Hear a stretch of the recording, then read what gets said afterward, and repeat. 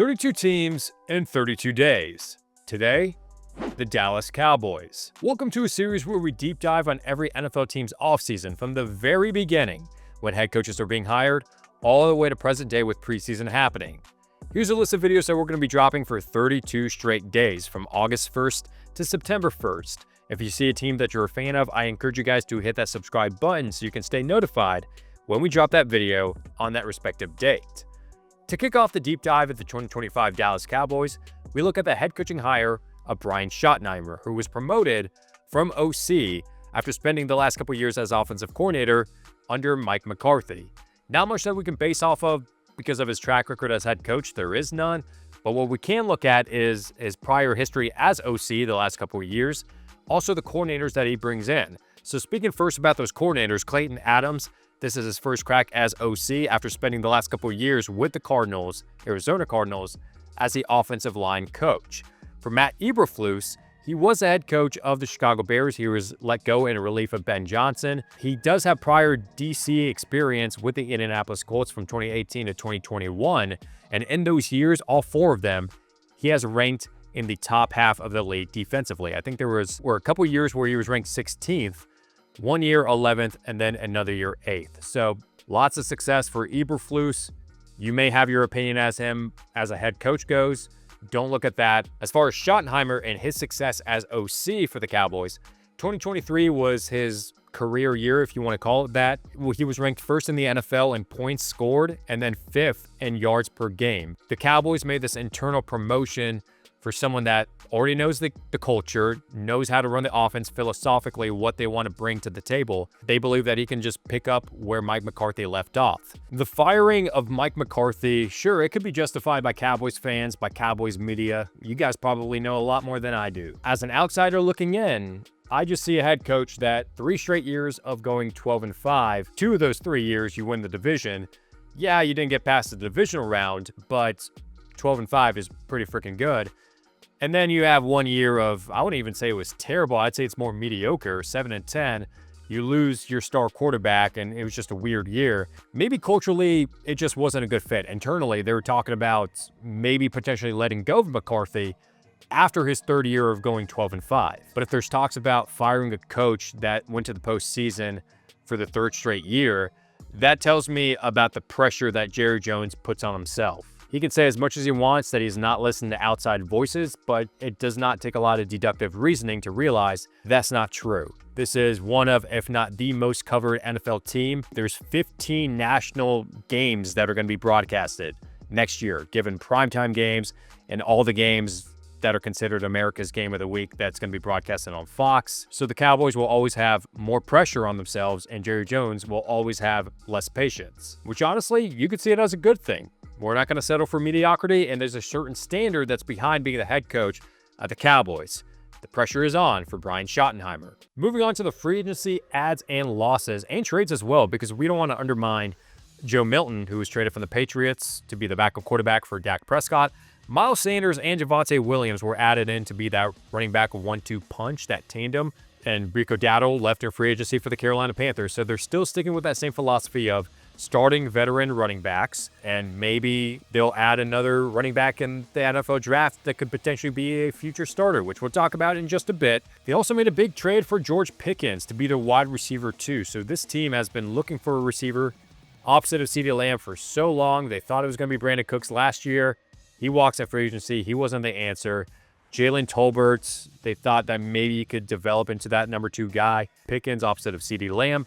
Let's see what he can do. He already showed some big play potential, acrobatic catches that he's made in his time in Pittsburgh with the questionable quarterback play that they've had. Now you bring him to a situation where the head coach is an offensive-minded coach, has been speaking highly of George Pickens this whole entire offseason, and Dak Prescott as your quarterback brings a lot of stability. So the sky's the limit for Pickens.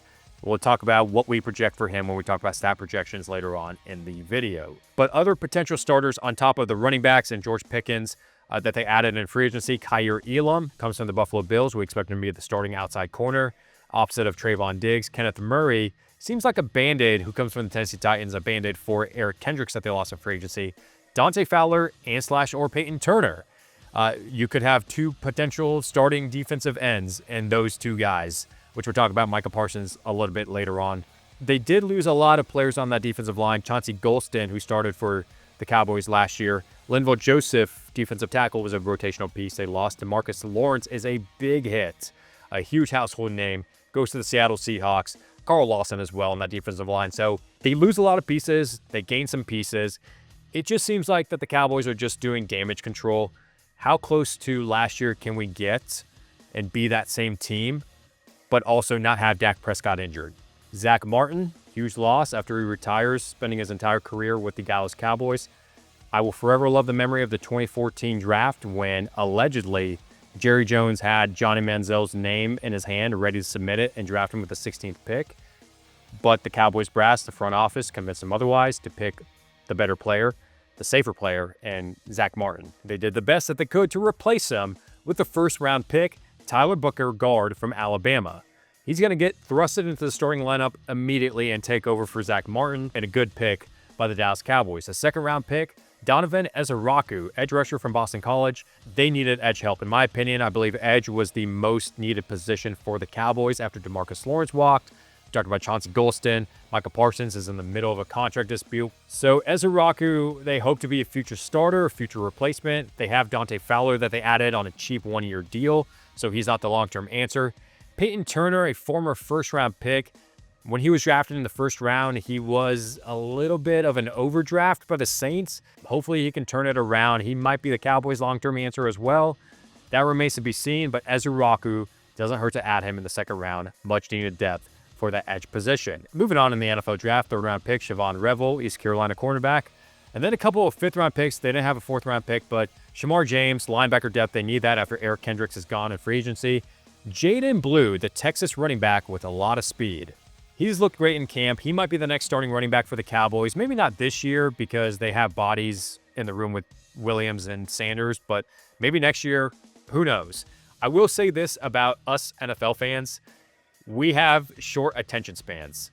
So we are always looking at the next shiny new thing. I'm not saying that Javonte Williams and Miles Sanders are the long-term answer, and let's just forget about Jaden Blue. Maybe let's just be patient a bit. Let's see how Jaden Blue performs in live action first before we make a decision and crown him as the starting running back. Because as far as all we know, it might be Phil Maffa. I just wanted to give him a shout at the 7th-round pick, running back from Clemson, because he's from Grayson, right in our backyard. Gwinnett County, G-Co, let's go, baby. All right, so moving on to the projected starters, starting with the quarterback, Dak Prescott. We just talked about Joe Milton will be the second-string quarterback behind Dak to bring some stability into that room. Javonte Williams, we expect to be the starting running back. Again, it's going to be a 1-2 punch. We'll get to it when we talk about stat projections, but we have Javonte getting about 180 carries and Miles Sanders getting about 115, which may leave Jaden Blue, who's a third-string running back, to get about 85, 90 carries this year. Then the wide receiver room, they needed that wide receiver 2 desperately as an X slot outside of CeeDee Lamb. CeeDee's going to play some slot receiver as well, but Jalen Tolbert, I just want to put him down as a wide receiver 3. He's going to be mixing in the slot with CeeDee and George on the outside. Kevontae Turpin mixed in with Jalen Tolbert as a slot receiver if an injury were to occur. Jake Ferguson, who just signed a huge contract extension. They have a lot of faith in him. He's going to be the starting tight end after Luke Schoonmaker, who we thought had a potential of working in with the Cowboys as a starter, with just given the draft capital that he was a second-round pick a couple years ago. It's going to be Jake Ferguson's show at tight end. Then the offensive line, the Great Wall of Tyler Guyton, Tyler Smith, and Tyler Booker. Tyler Guyton at left tackle.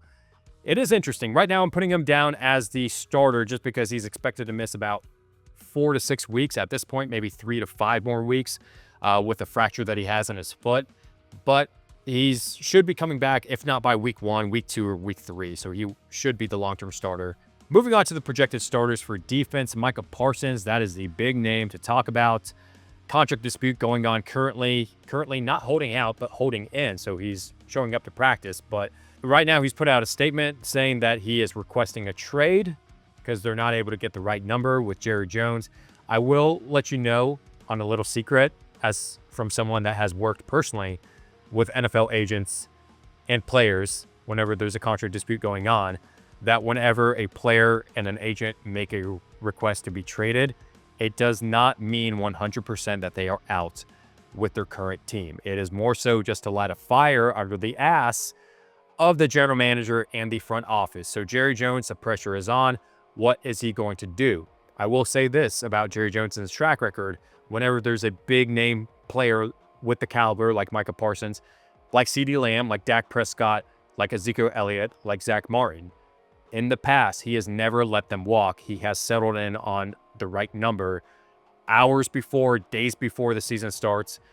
He does not let his big name players go. So Parsons, I expect them to get a deal done eventually. I don't expect a trade to happen for him to move on. That's why right now I am listing him as the starter. But if that doesn't work out, Dante Fowler, we talked about Peyton Turner as well, might be mixing in there. And then you have the rookie as well, Donovan Ezeraku, who could be helping with that defensive line. Then to the linebackers in the 4-3 defense, we have Kenneth Murray. Overshown is that one constant. We know we don't have to worry about that. Eric Kendricks leaving, that does take a big hit. But Shamar James that they drafted in the 5th round, let's see what he can put up and what he can do for this linebacking core. And then the secondary, Donovan Wilson, Malik Hooker, Trayvon Diggs, they stay constant. Kaiir Elam is that big free agent signing from Buffalo. We expect him to be that starting corner opposite of Trayvon Diggs. And then the special teams, this stays consistent. No big news here. Kevontae Turpin, congratulations to him, as he is now the highest paid special teamer in NFL history. Well-deserved, no questions about it. Moving on to stat projections, what we project for the quarterbacks, running backs, receivers, and tight ends. Dak Prescott, this is a typical season for Dak Prescott. On average, 33 touchdowns to 13 interceptions is his TD to interception ratio. I think he actually, on average, is throwing like 30 to 31 touchdowns and around 14 interceptions. But with the addition of George Pickens, I wanted to bump those numbers up just a bit. So I bumped up his yards per attempt, his touchdowns, lowered his interceptions, his 4,400 yards passing. That is, in my projections, 6th in the NFL, behind Mahomes, Burrow, Tagovailoa, Mayfield, and Brock Purdy. Moving on to the running backs, we expect the top 2 guys to be Javonte Williams and Miles Sanders. Jaden Blue, like I said, could be working in there, but it may not be until the later half of the season that he may emerge. He may take over the RB2 spot, honestly, with Miles Sanders, but we do expect this more so to be a 1A, 1B type situation. 1A being Javonte Williams with 183 rushing attempts, Miles Sanders getting 116, and then Jaden Blue, if there's any rushing attempts left over, maybe about 75, 80 rushing attempts. Maybe working more so in on passing downs. With the wide receivers, wide receiver 1, CeeDee Lamb, wide receiver 2, so good to hear that when you're talking about the Cowboys in a video, George Pickens, and then wide receiver 3 is Jalen Tolbert. Good seasons across the board for receiver 1, receiver 2. CeeDee Lamb always gets it done. Actually, on average, CeeDee Lamb puts up about 165 targets a year, but I lowered that just a bit because of the addition of Pickens. 157 targets, 110 receptions, 1,300 yards, and 9 receiving touchdowns for Pickens. 117 targets, 74 receptions, 1,100 yards receiving, and 6 receiving touchdowns. And then the tight end, Jake Ferguson, agreed to a contract extension. They have a lot of faith in him. He's going to be a 100-plus target tight end, but only 3 receiving touchdowns. He doesn't really get a lot in the red zone. I think there was one year where he was heavily targeted in the red zone, but since then, hasn't really been that touchdown scorer, but regardless, still a reliable piece for Dak Prescott and this offense. And that is our stat projections for the Dallas Cowboys. And to wrap up the video, we have record projections. So I don't just give one record and say they are going to finish with this record and anything outside of that, completely wrong. No, there's a lot of variables that go in the NFL, and I like to give a window, a floor, and a ceiling. That minimum, the floor, they're going to win this many games. Maximum, the ceiling, it'll be this many games. If we put up the graphic, the floor, the minimum, 6-11 is what I expect. The maximum, the ceiling, 11-6, with a playoff berth, but no division win just because the Commanders and the Eagles are in that division. What I expect is an 8-9 finish. Don't make the playoffs, don't win the division, but this window from 6 wins to 11 wins is based off of something that I like to call swing games. So games that could go back and forth. And on their schedule, games that could go either way: the Bears, the Broncos, the Cardinals, the Raiders, the Vikings, the Chargers, and not to mention all the division games. They could split with the Eagles. They could split with the Commanders.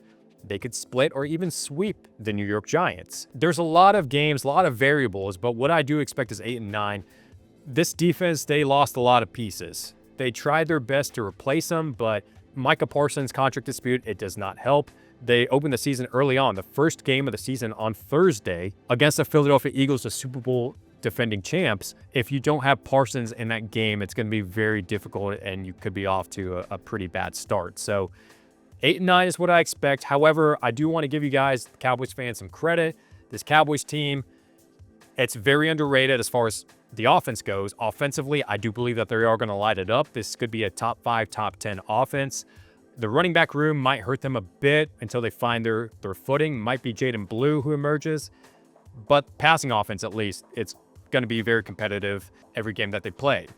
But leave your comments down below. Let me know your thoughts. If you agree or disagree, not just with the record projections, the stat projections, anything that I mentioned in this video, leave your comments down below. I love to chat football with you guys. Make sure you guys hit that subscribe button so you can stay notified when we drop videos in this 32-team series.